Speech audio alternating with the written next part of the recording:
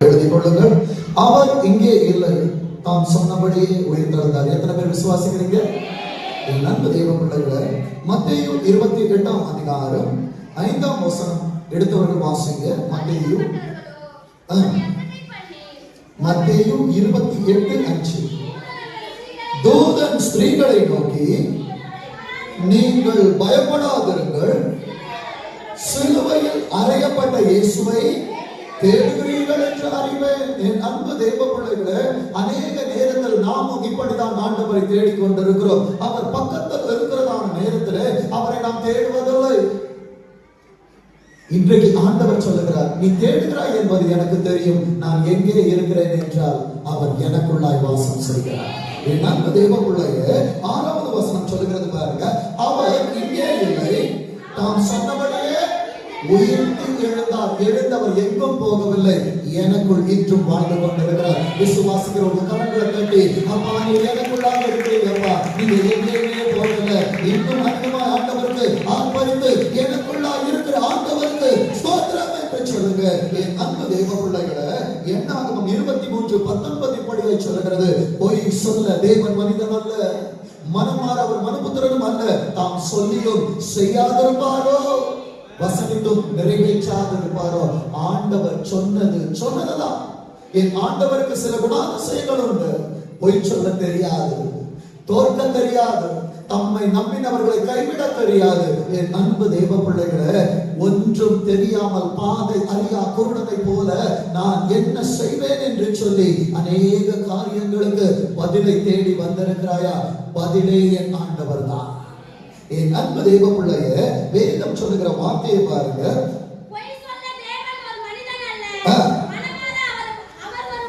மனுபுத்திரனும் அல்ல, நிறைவேற்றாதிருப்பார். இப்போ லூக்கா 24ஆம் அதிகாரம் 5ஆம் வசனத்தின் 2ஆம் பகுதி சொல்லுகிறது, உயிரோடு இருக்கிறவரை நீங்கள் மரித்தவர்களிடத்தில் தேடுவது என்ன? கர்த்தருடைய பாரம் என்ன தெரியுமா? நம்ம கூட இருக்கிறேன், நான் உன்னை விட்டு விலகுவதும் இல்லை, உன்னை கைவிடுவதும் இல்லை என்று சொல்லி உனக்கு நான் ஆசீர்வாதம் தந்திருக்கேன். உன் பிரச்சனைகள் வருகிற நேரத்தில் மகனே மகளே, என் அன்பு சகோதரா சகோதரி, என்னை மறந்து விடுகிறாயே, ஆண்டவர் எங்கும் போகவில்லை, அவர் எனக்குள் வாழ்கிறார். முதலாவது காரியத்தை நாம் பார்க்க போகிறோம். உயிர்த்தெழுந்தவர் தம்மை நேசிக்கிறவர்களுக்கு தம்மை வெளிப்படுத்தினார். எழுதுகிற தேவ பிள்ளைகள் எழுதிக் கொள்ளுங்கள். உயிர்த்தெழுந்ததான ஆண்டவர் தன்னை நேசிக்கிறவர்களுக்கு தன்னை வெளிப்படுத்தினார். வெளிப்படுத்தல் 1ஆம் அதிகாரம் 3ஆம் வசனம். என் அன்பு தேவ பிள்ளையே, இந்த வெளிப்படுத்தலை எழுதுனது யார் என்று பார்க்கிறதான நேரத்தில் என் ஆண்டவருடைய மார்பிலே சாய்ந்திருந்ததான ஒரு அன்பான சீஷன்.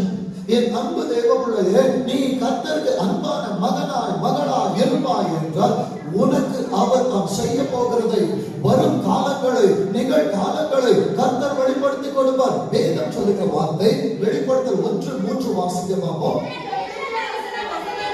இந்த தீர்க்க தரிசன வசனங்களை வாசிக்கிறவன், இன்னைக்கு வாசிக்கின்றீர்களே, உங்களை குறித்து அநேக ஆண்டுகளுக்கு முன்பு கர்த்தர் எழுதினார். வாசிக்கிறவனும் கேட்டுக்கொண்டிருக்கிற, சமீபத்திலும் தூரத்திலும் என்னை கேட்கிற என் அன்பு தேவ பிள்ளைகளே, இதில் எழுதி இருக்கிறவர்களை கை கொள்ளுகிறவர்களும் பாக்கியவான்கள். இன்றைக்கு வந்திருக்கிறதான எல்லா பிள்ளைகளுக்கும் ஆண்டவர் கொடுக்கிற முதல் வார்த்தை, என்னை நீ தேடி வந்தாய், தேடி வந்த நீ பாக்கியவான், நீ பாக்கியவதி. எத்தனை பேர் கரங்களை தட்டி ஆண்டவருக்கு நன்றியை சொல்ல முடியும்? என்னை பாக்கியவானா பார்த்திருக்கிறேன்.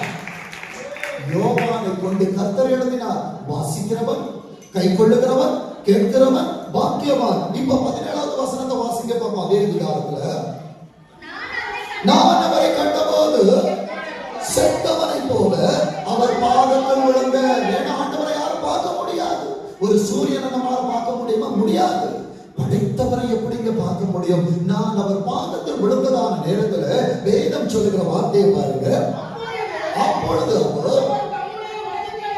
அவர் நம்முடைய வலது கரத்தை, எவ்வளவு பெரிய பாக்கியம் பாருங்க.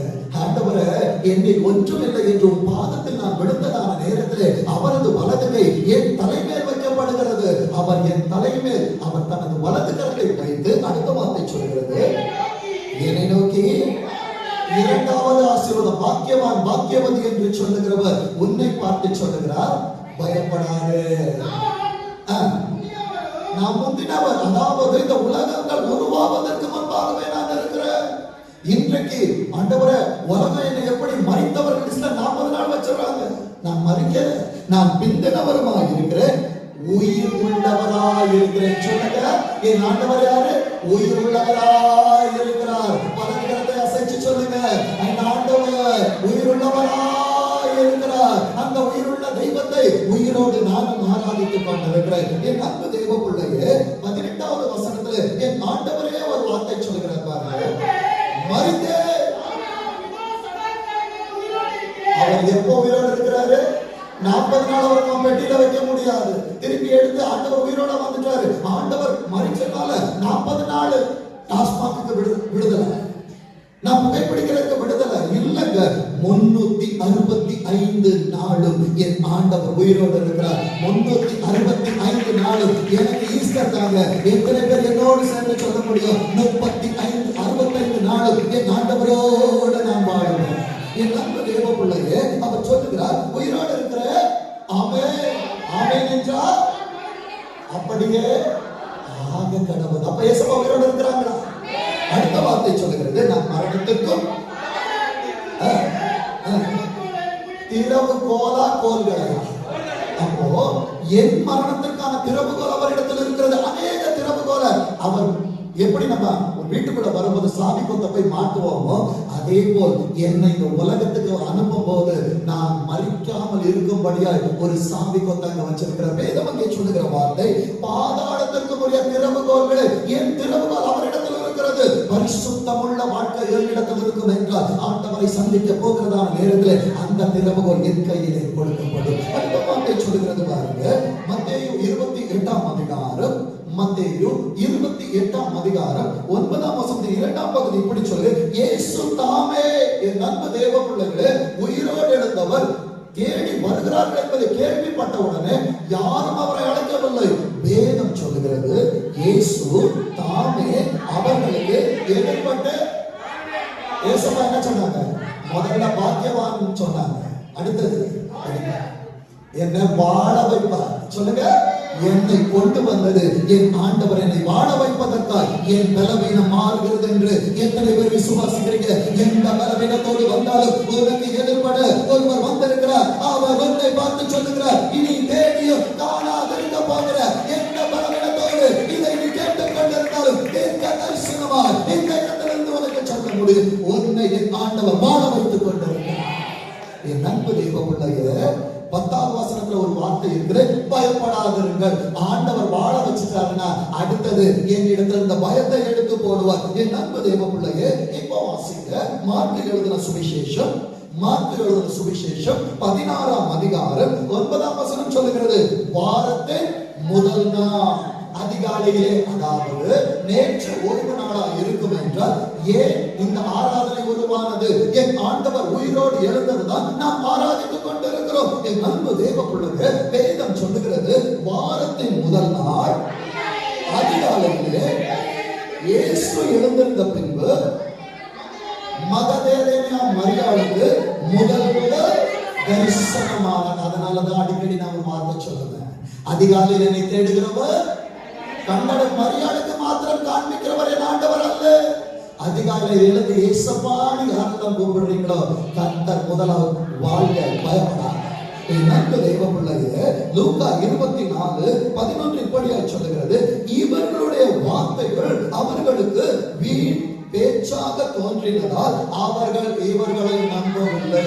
அநேகருக்கு கேள்வி இருக்குல்ல, பாஸ்டர் நான் பைபிள் எடுத்த செபிக்கிறேன், என் கணவனுக்கு சுவிசேஷம் சொல்றேன், நம்மள வீதியில வேணா சுவிசேஷம் சொல்றேன், நம்மள உயிரோடு இருக்கிறவரை நீ சொல்லுகிற நேரத்தில் உலகம் சில நேரத்தில் உன்னை நம்பாது, பரலோகம் உன்னை நம்பும்.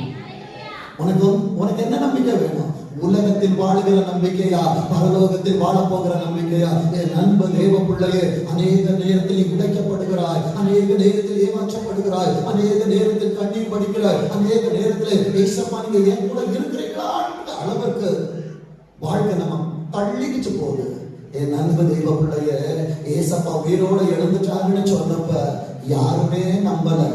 ஆனா ஒரு நடிகர் வராருன்னு சொல்லி பாருங்க, இந்நேரம் சபையை இடிச்சு இன்னும் 10 கிலோமீட்டர் நம்ம கட்டணும்.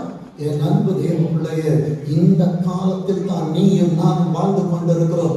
வலது கைக்கும் இடது கைக்கும் வித்தியாசம் தெரியாத ஜனங்களுக்கு யார் ஆண்டவரை கொடுப்பது? நீங்க கவலைப்படாதீங்க, நம்ப வேண்டாம். ஒரு நாளில் அவர்கள் கண்கள் உங்கள் மூலமா என் ஆண்டவரை காணும். அப்பா, ரட்சிக்கப்படாத அநேக பிள்ளைகள் என் வீட்டில இருக்கிறாங்கப்பா. கவலைப்படுறீங்களா? ஏசப்பா வாக்கு தராங்க, நிச்சயமாய் ஆண்டவர் பிள்ளைகளை இந்த ஆண்டு சந்திப்பார். வேதம் சொல்லுகிறது பாருங்க, லூக்கா 24:13 வாசிங்க பாப்பா. யாருக்கெல்லாம் ஆண்டவர் தம்மை வெளிப்படுத்தினார் என்று சொல்லி தருகிறேன். லூக்கா 24:13. அன்றைய தினமே இவங்க சொல்றாங்க, நம்பல. ஒரு 2 பேர் எருசலேமில் இருந்து ஒரு கிராமத்திற்கு போகிறார்கள். அன்றைய தினமே அவர்கள் 2 பேர் எருசலேமுக்கு 7 அல்லது 8 மைல் தூரமான எம்மாவு என்னும் கிராமத்திற்கு போனார்கள். என் ஆண்டவர் உயிரோடு எழுந்திருக்கிறார் என்று சொன்னதான நேரத்தில் அன்றைக்கு 20 போனார்கள். இன்றைக்கு இத்தனை பிள்ளைகள் அநேக இடங்களில் இருந்து கர்த்தரை பார்க்க வந்திருக்கிறீங்க. எத்தனை பேருக்கு விசுவாசிக்கிறீங்க? இது ஆண்டவருடைய அநாதி தீர்மானத்தினால அப்பாக்களை உள்ள கொண்டு வந்து உட்கார வச்சிருக்கிறாங்க. வேதம் சொல்லுகிறது பாருங்க, 24:13 வாசிக்க பார்ப்போம். 14 வாசிங்க. போகையில் இந்த வர்த்தமானங்கள் யாவையும் குறித்து அவர்கள் ஒருவரோடு ஒருவர் பேசிக்கொண்டார்கள். ஏன் ஏசப்பா கணவன் மனைவியா பிள்ளைகளாய் கொண்டு வந்திருக்கிறாங்கன்னா, வார்த்தைகள் வருகிறதான நேரத்தில், நான் வீட்டுக்கு போகிற நேரத்துல என் கதையை பேசக்கூடாது, என் சொந்த கதையை பேசக்கூடாது. ஏசப்பா என்ன பண்ணாங்க, ஏசப்பா என் வாழ்க்கையில என்ன செஞ்சாங்க, அதை பேசிட்டு போனீங்கன்னா ஏசப்பா உங்களை ரொம்ப ரொம்ப பிடிக்கும். வேதம் சொல்லுகிற வார்த்தையை பாருங்க, 15வது வசனத்தை வாசிங்க. சம்பாஷித்து கொண்டு போக நம்ம நினைக்கிறோம், ஏசப்பாவை குறித்து பேசினா என்ன நடக்கும்? நீ பேசுகிறதை உணர்விலிருந்து ஒருவர் கேட்டுக்கொண்டு இருக்கிறார். ஆனா நம்ம என்ன வார்த்தையை பேசுறோம்? பக்கத்து வீட்டுல இப்படி பண்ணிட்டாங்க, என் வேலையில இப்படி பண்ணிட்டாங்க, என் தொழிலில் இப்படி பண்ணிட்டாங்க. தேவையில்லாத சம்பாஷணைகள் ஒழுக்கத்தை கெடுக்கும் என்று வேதம் சொல்லுகிறது. ஆனால் இவர்கள் இந்த சங்கதிகளை ஆண்டவர் உயிரோடு எழுந்ததை எருசலேமில் இருந்து எம்மாவூர் வரைக்கும் இவர்கள் பேசிக்கொண்டு போகிற நேரத்தில் அங்கே ஒரு காரியம் நடக்கிறது பாருங்க.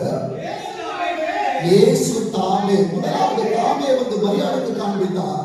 அடுத்தது இரண்டாவது தன்னை குறித்து பேசிக்கொண்டு போகிறவர்களுக்கு அவர் தம்மை காண்பிக்கிறார். என் அன்பு சகோதரா சகோதரி, என்னை குறித்து பேசுவதை காட்டிலும், உன்னை குறித்து பேசுவதை காட்டிலும், குடும்பத்தை குறித்து பேசுவதை காட்டிலும் என்னை படைத்தவரை குறித்து நான் பேசுவேன் என்றால் அவர் என்னோடு நடந்து வருவார். வேதம் சொல்லுகிற வார்த்தை பாருங்க, இயேசு தாமே சேர்ந்து.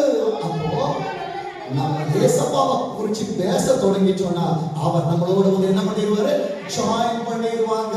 நான் தேவையில்லாத காரியங்களை பேசுவேன் என்றால் சவுலை விட்டு எழுந்தருளி போனதான ஆவியானவரை போல எனக்குள்ள இருக்கிற ஆவியானவர் அவர் என்னை விட்டு கடந்து போவார். நான் கர்த்தரை குறித்தே பேசுகிறவனா இருப்பேன் என்றால் நான் கூப்பிடாவிட்டாலும் சரி, அவர் என்னோடு வந்து நான் பேசுவதை அவர் கேட்டுக்கொண்டு நடந்து வருவார். வேதம் சொல்லுகிறது பாருங்க, 27வது வசனத்துல 2ஆம் பகுதி சொல்லுகிறது, தம்மை குறித்து சொல்லியவர்களை அவர்களுக்கு விவரித்து காண்பித்தார். இங்க ஊழியக்காரர் ஓரளவு தான் சொல்லுவான். ஆனா நீங்க வீட்டுக்கு போகும்போது அந்த டைரியில என்ன கொடுத்தாங்க, பாஸ்டர் சொன்னாங்களே, ஊழியக்காரமா அந்த வார்த்தைகளை கொடுத்தாங்களே, சாட்சி சொன்ன சகோதரி இப்படி சொன்னாங்களே, ஜெபித்த சகோதரன் இப்படி சொன்னாங்களேன்னு சொல்லும் போது அவர்கள் எதை குறித்து பேசுகிறார் என்பதை ஊழியக்காரரை காட்டிலும் அப்பா அழகாக விவரித்து தருவார். எத்தனை பேர் விசுவாசிக்கிறீங்க? இதனாலதாங்க எழுத சொல்றது. நீ எழுதலன்னா இங்க இருந்து போகும்போது வழி அருகே விதைக்கப்பட்ட விதை மறந்துடும்.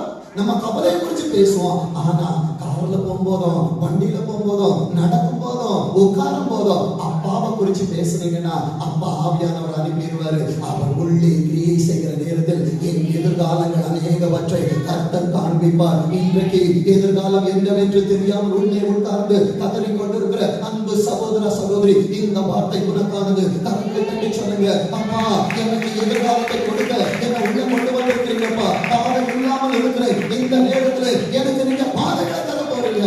ஏன் தெரியுமா? யார சொல்லி ஏசப்பா வரல, தாமே வருகிறார். வேதம் சொல்லுகிற அடுத்த வார்த்தை பாருங்க, 28 வசனத்தில் 2ஆம் பகுதி சொல்லுகிறது, அவர் அப்புறம் போகிறவர் போல். கண்டிப்பா ஒரு பாடல் இருக்குல்ல, அப்புறம் போகிற ஆண்டவர் போல் அவர் காணப்பட்டாலும் உருவான இடம் எங்கதான்? ஏசப்பா என்ன பண்ணுவாங்க தெரியுமா? நம்ம கூட அப்படியே பேசிட்டு நம்ம இருதயம் ஃபீல் பண்ணோம், என்னை விட்டு ஆவியானவர் போற போல ஒரு ஃபீல் வரும். அந்த டைம் நம்ம என்ன பண்ணணும் தெரியுமா? 29வது வசனத்தை வாசிங்க. அவர்கள் அவரை நோக்கி, நீ எங்களுடனே, எத்தனை பேர் சொல்ல போறீங்க? ஏசப்பா என் கூடவே இருங்க, எங்களுடனே தங்கியிலும் சாயங்காலம் ஆயிற்று, பொழுது போயிற்று என்று அவரை வருந்தி கேட்டுக்கொண்டார்கள். எப்பயாவது ஏசப்பாவை இப்படி கம்பல் பண்ணி நம்ம கூப்பிட்டுருக்கோமா? இப்போ வாரும், இறங்கி வாரும், இந்த வேளை அவ்வளவுதான், நம்ம போயிடுவோம். என் அன்பு தெய்வ பிள்ளைய, இப்போ வாரும், இறங்கி வாரும் என்று சொல்லி கூப்பிடுகிற ஜனத்துக்கு மத்தியில, அப்பா நீங்க ஏன் கூட நடந்து வாங்கன்னு சொல்லி உண்மையா ஏசப்பாவை நோக்கி கூப்பிட்டீங்கன்னா நிச்சயமா அவர் வருவாருங்க. வேதம் சொல்லுகிறது பாருங்க, அப்பொழுது அவர் அவர்களுடனே தங்கும்படி. இப்ப சொல்லுங்க, எனக்குள்ளே ஆண்டவர் வருகிறார். சொல்லுங்க, என் இருதயத்துக்குள்ளே ஆண்டவர் வருகிறார். எத்தனை பேரா நம்ப முடியுது? என் இருதயத்துக்குள்ளே என் ஆண்டவரை நான் கூப்பிடுகிறேன். வருத்தப்பட்ட பாரம் சுமக்கிறவர்களே, சுமந்து கொண்டிருப்பாய் என்றார். உனக்காய் சுமந்து கொள்ள உனக்குள் ஒருவர் வருகிறார். உனக்காக செய்து முடிக்க ஒருவர் வருகிறார். உன் காரியங்களை ஜெயமாய் மாற்ற ஜெய கிறிஸ்து உன்னோடு பேசிக் கொண்டிருக்கிறார். அன்பு தேவ பிள்ளையே, 30வது வசனத்தை வாசிக்க. யார் ஆண்டவரை கூப்பிடுகிறார்களோ வாழ்க என்று சொல்லுவார், பயப்படாதே என்று சொல்லுவார், அவர்களோடு நடந்து வருவார், அவர்களோடு பேசிக்கொண்டு வருவார், விவரித்து காண்பிப்பார், அவர்களோடு பந்தி இருக்கிற என் ஆண்டவர் வருகிறார். வேதம் சொல்லுகிற வார்த்தையை பாருங்க, அவர்களோடு அவர் பந்தி இருக்கிறதோ, அவர் அப்பத்தை எடுத்து ஏசப்பாவை நீ கூப்பிட்டு ஆசீர்வாதத்துல எல்லாத்துலயும் ஏசப்பாவை கூப்பிட்டனா அவர் முதல்ல உன் கையில இருந்து வாங்கி என்ன பண்ணுவாங்க தெரியுமா? ஆசீர்வதிப்பார். ஆசீர்வதித்து ஏசப்பாவை எடுத்துட்டு போக தெரியாது, உன்னை கொடுத்து ஆசீர்வதிக்க தெரியும். எத்தனை பேர் விசுவாசிக்கிறீங்க? அப்பா கையில ஆசீர்வாதத்தை வாங்க வந்திருக்கிற என் நண்ப தேவ பிள்ளைய 31வது வசனத்தை வாசிங்க.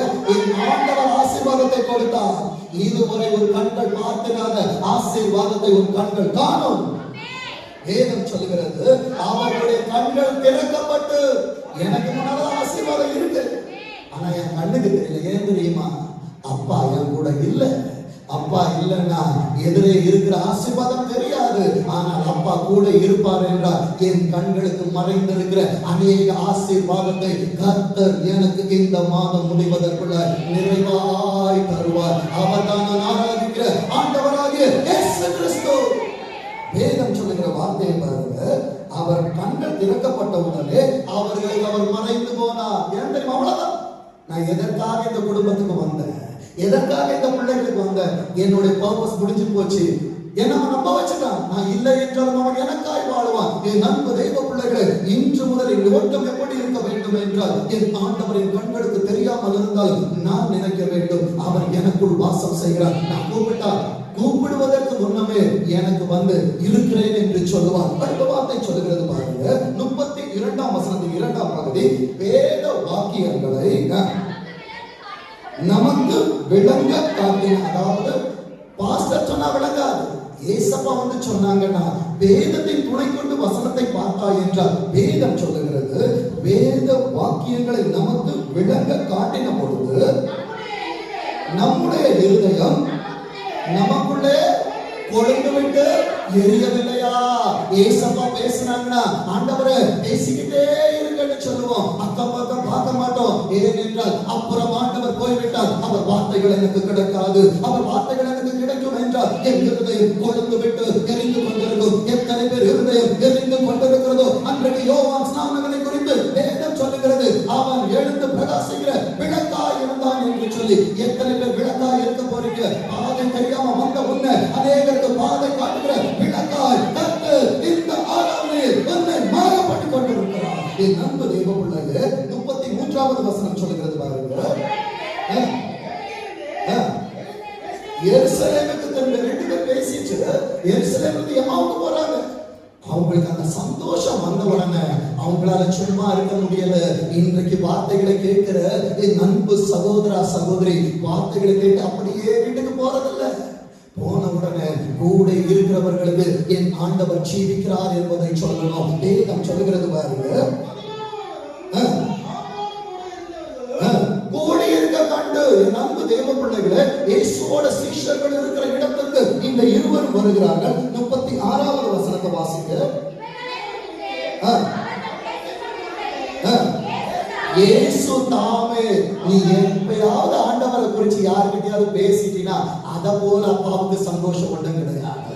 என் பிள்ளை என்ன பத்தி பேசுறா, இயேசு தாமே அவர்கள் நடுவில் நின்று உங்களுக்கு உங்களுக்கு வாழ்க என்று சொன்னவர், பயப்படாதே என்று சொன்னவர், சமாதானத்தை வைத்து போகிற என்னுடைய சமாதானத்தை உங்களுக்கு கொடுக்கிறேன், உலகம் கொடுக்கிற பிரகாரம் நான் உங்களுக்கு கொடுக்கிறதில்லை, உங்கள் இருதயம் சொன்னவர் இன்றைக்கு உங்களுக்கு சமாதானம் என்று சொல்லுகிறார்.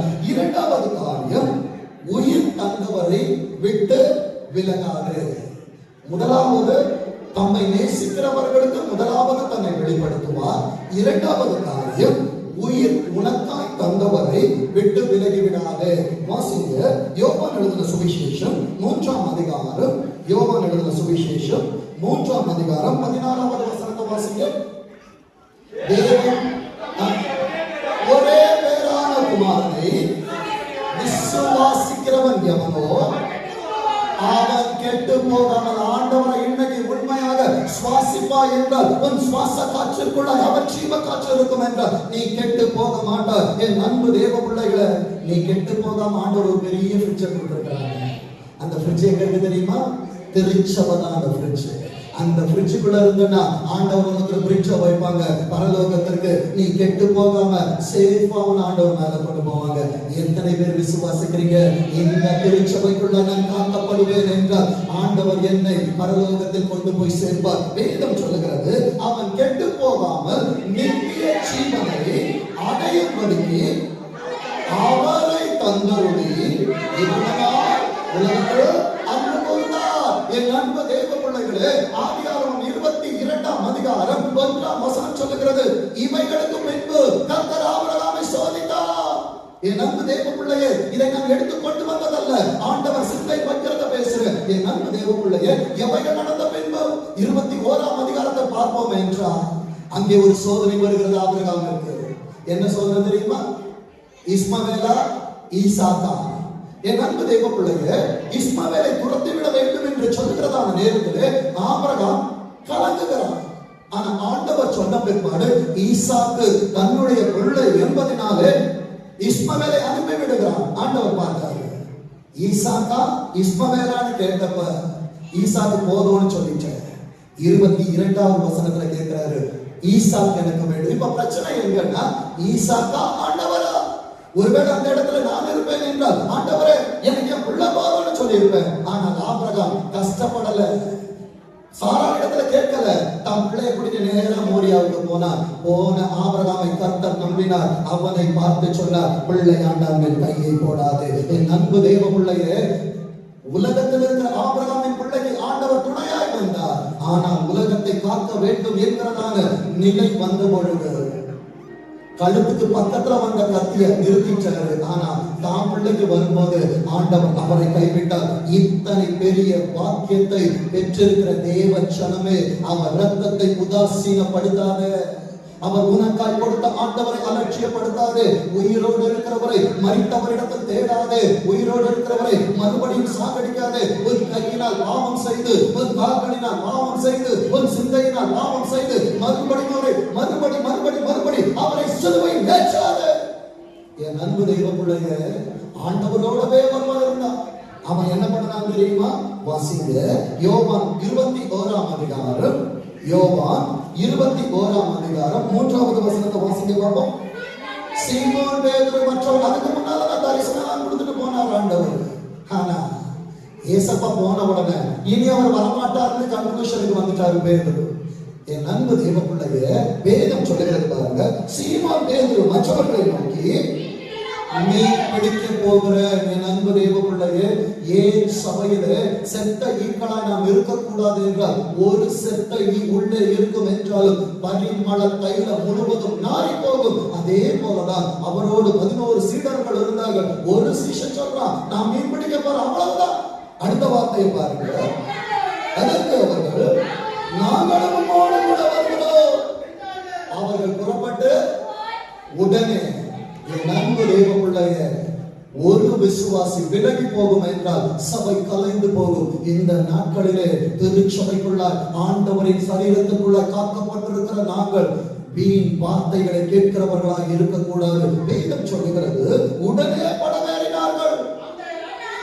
அந்த ராத்திரியிலே, இயேசு இல்லாத ராத்திரியா இருந்தாலும் சரி, பகலா இருந்தாலும் சரி, ஒரு நிமிஷம் இருந்தாலும் சரி, உன்னால் ஒன்றும் செய்ய முடியாது. விசுவாசிக்கிறீங்களா? இயேசு உன்னோடு இருந்தால் எல்லாவற்றையும் செய்யலாம். ஏசப்பா இல்லாத ஒரு நிமிஷமும் என்னால் தாண்ட கூட முடியாது. என் அன்பு தேவ பிள்ளைகளே, 4ஆம் வசனம் சொல்லுகிறது, விடிய காலமான போது இயேசு கரையிலே நின்றார். ஏசப்பா நின்னு பார்த்துக்கிட்டே இருப்பாங்க. நம்ம நினைக்கிறோம் அவர் பரலோகத்துல இருக்கிறார், நிறைய பிள்ளைங்க இருக்கு, எல்லாரையும் பார்க்க. இல்லைங்க, ஒவ்வொரு பிள்ளைகளையும் கர்த்தர் நின்று கண்காணித்துக் கொண்டிருப்பார். 5வது வசனத்தை வாசிங்க. ஏசப்பா ஏமாத்தினவங்களை பார்த்து எப்படி கூப்பிடுறாங்க தெரியுமா? எப்படி கூப்பிடுறாங்க? பிள்ளைனா அவர் யார் நமக்கு? அப்பா. அப்பாவை எத்தனை வாட்டி உடைக்கிறோம்ல? நமக்கு அம்மா இல்ல. மறுபடி சொல்றேன், இன்னைக்கு உலகம் நிறைய அம்மாக்களை தூக்கி வச்சுட்டு இன்னைக்கு அவர்களே ஆராதித்துக் கொண்டிருக்கிறாங்க. தேவன் செபித்த எல்லா இடத்திலுமே பிதா என்று சொல்லிதான் செபித்தாரே தவிர, எனக்கு ஒரு அம்மா இருக்கிறாங்கன்னு செபிக்கல. 30 ஆண்டுகள் மகனாய் வாழ்ந்தார், 3.5 ஆண்டுகள் பரம தகப்பனுக்கு மகனாய் வாழ்ந்தார். பரலோகத்துக்கு முன்ன அம்மாவை பார்க்க முடியாது, அப்பா மாத்திரம் தான் இருப்பாங்க. எத்தனை பேருக்கு நான் சொல்றது புரியுது?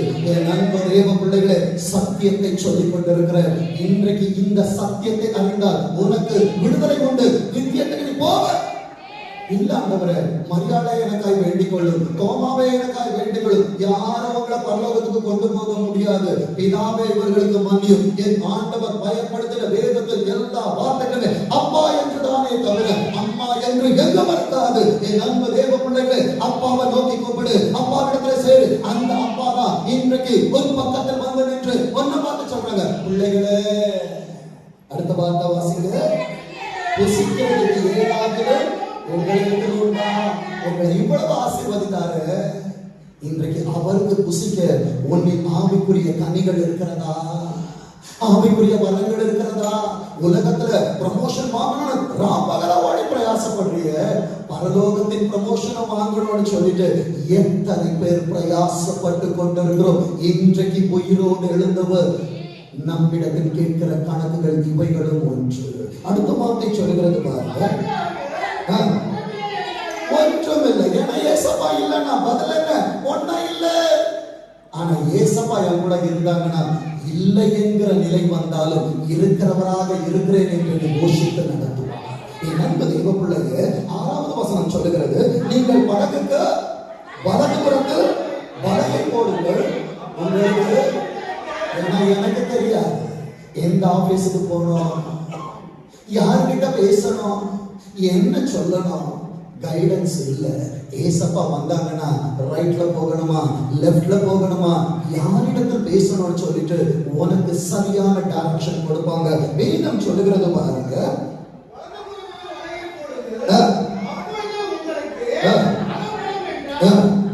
அப்படியே அவர்கள் போட்டு திரளான, சொல்லுங்க, என் வாழ்க்கை திரளான ஆசீர்வாதங்களால் நிரம்ப வேண்டும் என்றார், என் படகு திரளான மீன்களால் நிரம்ப வேண்டும் என்றார். கர்த்தரை நான் விட்டுவிடக் கூடாது. ஏசப்பாவை விட்டுட்டோம்னா என்ன நடக்கும் தெரியுமா? 7வது வசனத்துல 2ஆம் பகுதி சொல்லுகிறது, தான் வஸ்திரம் இல்லாதவனாய் இருந்தபடியா, ஆண்டவரோடு இருக்கிற வரைக்கும் நல்லா ட்ரெஸ் பண்ணுவார், மேனஸ் நல்லா இருக்கும், பேச்சு நல்லா இருக்கும், மரியாதை நல்லா இருக்கும், வருகிற வார்த்தைகள் எல்லாமே இனிமையா இருக்கும். என்றைக்கு என்கிட்ட கோபம் வருது அப்ப தெரிஞ்சுக்கணும், ஏசப்பா என்கிட்ட இல்ல, இந்த கோபத்தை நான் உள்ள அலோவ் பண்ணக்கூடாது. என் வஸ்திரம் போயிடும், ஆவிக்குரிய வஸ்திரம் களையப்படும், என் நிர்மாணம் உலகத்துக்கு காணப்படும். என் நண்ப தேவ பிள்ளையே, வேதம் தெளிவாய் சொல்லுகிறது. தான் வஸ்திரம் இல்லாதபடியினால் எந்த கடலை நம்பி உள்ள தொழிலுக்கு போனாலும் அந்த கடலிலே பேதுரு குதித்தான். இன்றைக்கு எந்த வேலைகளை நம்பி ஓடுகிறாயோ, எந்த உறவுகளை நம்பி ஓடுகிறாயோ, அவர்களால் ஒரு நாள் தூக்கி வெளியே எறியப்படுவார். ஏன் தெரியுமா? ஆண்டவர் இருக்க வேண்டிய இடத்தில் எதை வைத்தாலும் அது பாவமே. நண்பு தேவ பிள்ளையே, 9வது வசனத்தை வாசிங்க பார்ப்போம். அவர்கள் கரையிலே வந்து இறங்கின போது ஏசப்பாக்கு தெரியும், நீ ரொம்ப டயர்டா வந்திருக்கிற, வேலை செஞ்சு களைச்சு வந்திருக்கிற, உன்னை நிறைய பேர் ஏமாத்திட்டாங்க, உனக்கு நிறைய துரோகம் பண்ணிட்டாங்க, நீ ரொம்ப டயர்டா களைச்சு போய் போதும் என்கிற நிலையில் வந்து இதை கேட்டு கொண்டிருக்கிற என் தேவ பிள்ளையே, உனக்கு தீர்க்க தரிசனமா கர்த்தர் கொடுக்கிற வார்த்தை இதுதான். மனுஷன் உன்னை போஷிக்க மாட்டான், மனுஷன் உன்னை ஆறுதல் படுத்த மாட்டான். உன்னை போஷிப்பவரும், உன்னை தேற்றுகிறவரும், உன்னை ஆற்றுகிறவரும், உனக்காய் வருகிறவரும், உனக்காய் துணை செய்கிறவரும், உனக்காய் எல்லாவற்றையும் செய்கிறவர் அவர் ஒருவரே. வேதம் சொல்லுகிற வார்த்தையை பாருங்க. அவர்கள் கரையிலே வந்திறங்கின போது கரிநெருப்பு போடப்பட்டிருக்கிறதையும் அதன் மேல் மீன் வைக்கப்பட்டிருக்கிறதையும் அப்பத்தையும் கண்டால் ஏசப்பாக்கு தெரியும், என் பிள்ளை பசியா வந்திருக்கிறான். என் அன்பு தேவ பிள்ளைய மீன் பிடிக்க போக வச்சுட்டு அங்கே மீனை பிடிக்க வைத்ததும் அவர்தான். உன் வேதனைகளை அறிந்தவர், உன் தேவைகளை அறிந்தவர், வருவதற்கு முன்பாக எல்லாவற்றையும் செய்து வைத்ததும் அவர்தான். என் ஆண்டவரின் செயல்கள் புரியாது, அது இயற்கைக்கு அப்பாற்பட்டது. வேதம் சொல்லுகிறது பாருங்க. 10வது வசனத்தை வாசிக்க பார்ப்போம்.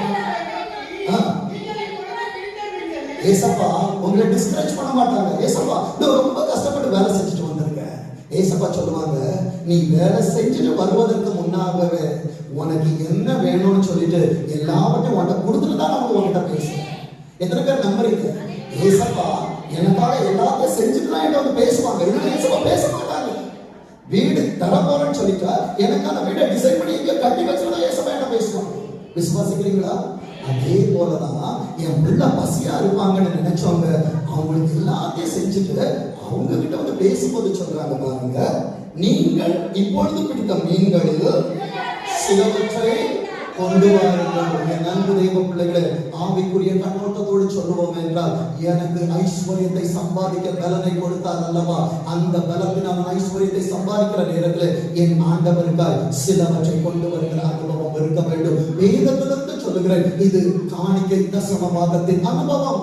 என் அன்பு தெய்வ பிள்ளைகளை இன்றைக்கு நம்ம என்ன நினைக்கிறோம் தெரியுமா? ஏசப்பா எனக்கு ரொம்ப கஷ்டம், என் அன்பு தேவ பிள்ளைகளை உனக்கு கொடுக்க எல்லாத்தையும் கொண்டு வர, ஆனா நம்ம இந்த கொஞ்சத்தை எடுத்து வைத்துக் கொண்டு அநேக ஆசீர்வாதங்களை இழந்து கொண்டிருக்கிறோம். வேதம் அங்கே சொல்லுகிறது பாருங்க. 11வது வசனத்தை வாசிங்க பார்ப்போம். வஸ்திரம் இல்லாதவர் மறுபடியும் அவன் ஸ்தானத்தில் கர்த்தர் ஏற வைக்கிறார். இதுவரைக்கும் ஆவிக்குரிய வஸ்திரம் உனக்கு தரைப்பட்டிருக்கும் என்றார், இளங்கருப்பாய் என்றார். இந்த ஆராதனையிலே மறு வடிவமாய் உன் வஸ்திரம் உனக்கு தரிக்கப்படுகிறது. யோசுவாவோ என்றார், அழுக்கு வஸ்திரம் தரித்தவனாய் தேவ தூதனுக்கு முன்பாக நின்றார். அவன் மேலிருந்து அழுக்கு வஸ்திரங்களை எடுத்து போடுங்கள் என்று சொன்னவர், உயிரோடு இருந்து எழுந்த ஆண்டவர் சபையை பார்த்து சொல்லுகிறார், தன் வஸ்திரத்தினால் போவாசை போல கர்த்தரை மூடிக்கொண்டிருக்கிறார். எத்தனை பேர் விசுவாசிக்கிறீங்க? கடலுக்குள்ளாய் குதித்தவனை மறுபடியும் படகில் ஏற வைத்தார். வேதம் சொல்லுகிறது பாருங்க, படகில் ஏறி 153 1 + 5 + 3 9 பரிபூரணம். என் அன்பு தேவ பிள்ளைகளே, தசம பாகத்தின் காரியம் 10 1 10 1 மைனஸ் பண்ணா 9 153 1 + 5 + 3 என் ஆண்டவர் உன்னை பரிபூரணத்தால் நிரப்புவார். வேதம் அங்கே சொல்லுகிறது பாருங்க, 153 இதோ கர்த்தர் இவர்களுக்கு பெரிய காரியங்களை செய்தார். இதன் நிமித்தம் நாம் மகிழ்ந்திருக்கிறோம். சபையே கரங்களை தட்டி சொல்லு, என் ஆண்டவர் என்னை சும்மா கொண்டு வரல, என்னை பெரிய காரியங்களை செய்வதற்கு கொண்டு வந்தார். நன்மை தேவ பிள்ளைகளே, வேதம் சொல்லுகிறது பாருங்க, பெரிய மீன்களால் நிறைந்த வலையை காரையில் எடுத்த ஒரு மீன் கிடைக்கிறன்னு சொன்னவன் 153 மீனை தனியாக கடலிலிருந்து வெளியே எடுக்க கர்த்தரின் பலன் கர்த்தர் உனக்கு கொடுக்கிறார். பலவீனத்துல அவர் பலன் உனக்கு பூரணமாய் விளங்கும். வேதம் சொல்லுகிறது பாருங்க, எத்தனை மீன்கள் இருந்தோ வலை, எத்தனை பிரச்சனை வந்தாலும் குடும்பம் உடையாது. எத்தனை விசுவாசிக்கிறீங்க? தீர்க்க தரிசனமா சொல்றேன், ஏசப்பாவுக்கு கொடுத்து இதுவரைக்கும் ஒருத்தரும் தரித்திரம் நானது கிடையாது. ஏசப்பாவை நம்பி வந்து ஒருவனும் கெட்டு போனதில்லை. என் நண்பு தேவ பிள்ளைகளே, 12ஆம் வசனத்தை வாசிங்க. பாருங்கள், இன்னைக்கு ஏசப்பா எல்லாருக்கும் ஒரு அழைப்பு தராங்க. வாங்க போஜனம் பண்ணுங்கள் என்றார். அவனை கர்த்தர் என்று சீஷர்கள் அறிந்தபடியால் ஒருவனும் யார் என்று இதுக்கு மேல யாராவது சொல்லுவீங்களா? ஏசப்பா மரித்து போனார் என்று துணிந்து கூட சொல்லிடாதீங்க. என் நண்பு தேவ பிள்ளைகளே, 3வது காரியம், உயிரோடு எழுந்த என் ஆண்டவருடைய ஆசை. இவ்வளவு நம்முடைய காரியங்கள் எல்லாம் சொன்னாங்க. கடைசி காரியம், என் ஆண்டவருக்கு ஒரு ஆசை உண்டு. யோவான் 21:15 வாசிங்க. யோவான் 21.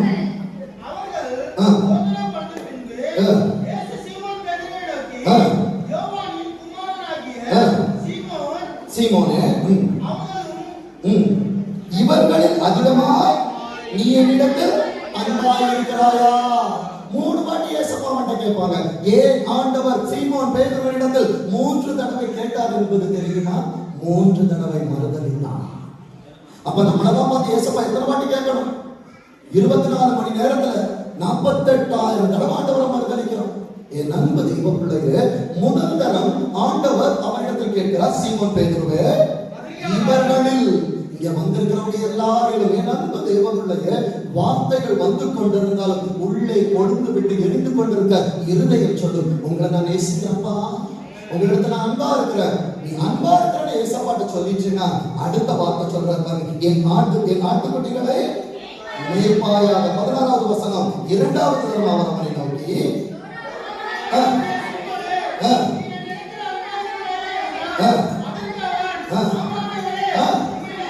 அன்பா இருக்கிறாயா என்று சொன்னவருக்கு ஒரு பதில் வருகிறது, உம்மை நேசிக்கிறேன் சொல்ல போறீங்க. உங்களை நேசிக்கிறப்பா, ஐ லவ் யூ டாடி, உங்களை நான் நேசிக்கிறப்பா சொல்லி பாருங்க, ஐ லவ் யூ.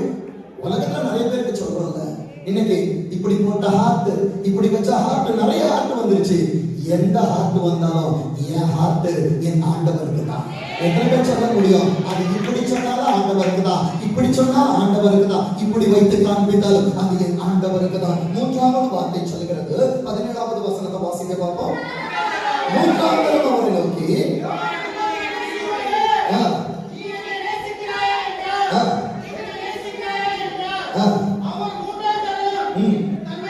கேட்டபடினால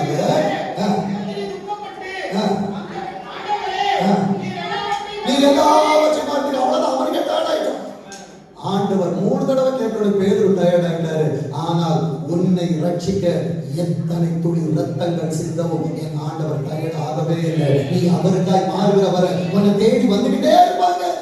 வேதம் சொல்லுகிறது, மரிப்பதற்கு முன்பாய் தேவனுக்காய் எதையாகியும் செய்ய வேண்டும் என்றால் இந்த நாள் அந்த நாளாக இருக்கட்டும், அந்த நாள் ஆண்டவருக்காய் இருக்கட்டும், அந்த ஆண்டவருக்கு நான் செய்வேன் என்றால் நித்தியம் எனக்காய் கைப்பட்டு முழங்குகிற இந்த நாளை நான் அதை மாற்றுகிறேன். ஆண்டவரை, என் அன்பு தெய்வ பிள்ளைகளை, மத்தேயு 28:17 சொல்லுகிறது, அங்கே அவரை கண்டு பணிந்து கொண்டார்கள், சிலரோ சந்தேகப்பட்டார்கள்.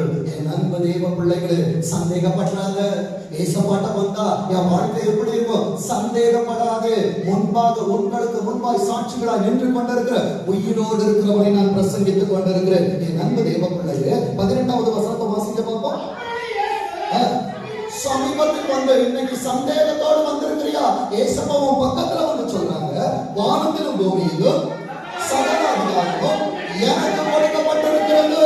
19 ஆகையால் நீங்கள் புறப்பட்டு போய் சகல ஜாதிகளின் சீஷராகி பிதா குமாரன் பரிசுத்த ஆவியின் நாமத்திலே அவர்களுக்கு ஞான ஸ்நானம் கொடுங்கள். எத்தனை பேர் ஆண்டவருக்காக பிதா குமாரன் பரிசுத்த ஆவியின் நாமத்திலே உயிரோடு இருக்கிறவர்கள் இன்னையிலிருந்து வேலை செய்ய போறீங்க? பலவிதத்தை உயர்த்தி சொல்லுங்க, இது வரைக்கும் உங்களுக்காக நான் எதையோ செய்யலப்பா, இன்னையிலிருந்து உமக்காக நான் ஒன்றை செய்ய போகிறேன். நண்பு தேவ பிள்ளைய 20ஆம் வசனம் சொல்லுகிறது பாருங்க.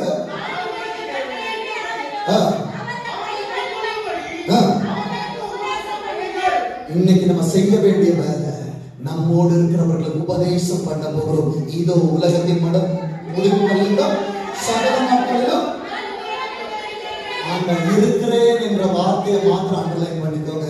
ஏசப்பா என்னை விட்டுட்டு போக மாட்டாங்க, என்னை ஏசப்பா தனியே விட மாட்டாங்க, என் கூட இருக்கிறேன் என்று சொன்னவர்.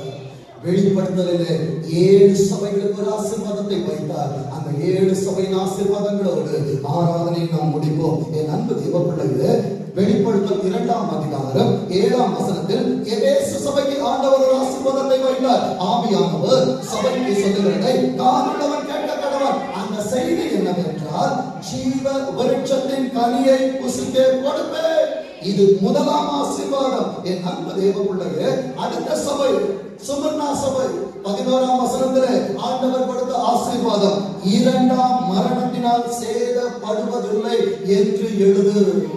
என் அன்பு தேவ பிள்ளையே, முதல் மரணம் நமக்கு எல்லாருக்குமே வரும். ஆனா 2வது மரணத்துல காக்கப்படவில்லை என்றால் பரலோகம் அல்ல, பாதாளத்துக்கு போயிடுவோம். இன்றைக்கு உயிரோடு இருக்கிற ஆண்டவரை பார்ப்பாய் என்றால், முதலாவது பரதேசின் மத்தியில் இருக்கிறதான கனியை கர்த்தர் உனக்கு கொடுப்பார். 2வது ஸ்டேஜ் உனக்கு மரணம் இல்லாத வாழ்க்கையை கொடுப்பார். 3வது சபை பெர்கமு சபைக்கு ஆண்டவர் எழுதுகிறார். 17ஆம் வசனம் சொல்லுகிறது, நான் மறைவான மன்னாவை புசிக்க கொடுத்து அவனுக்கு வெண்மையான குறிக்கல்லையும் அந்த கல்லின் மேல் எழுதப்பட்டதும் அதை பெறுகிறவனே அன்றி வேறொருவனும் அறியக்கூடாததுமான புதிய நாமத்தை ஏசப்பா பரலோகத்துல உன் கையில உன்னை கொடுத்தாங்க. நீ மாத்திரம் தான் அதை படிக்க முடியும். உயிரோடு இருக்கிறோடு வாழ்ந்துப்பா, இல்லைன்னா ஏசப்பா கொடுக்கிறத படிக்க முடியாது.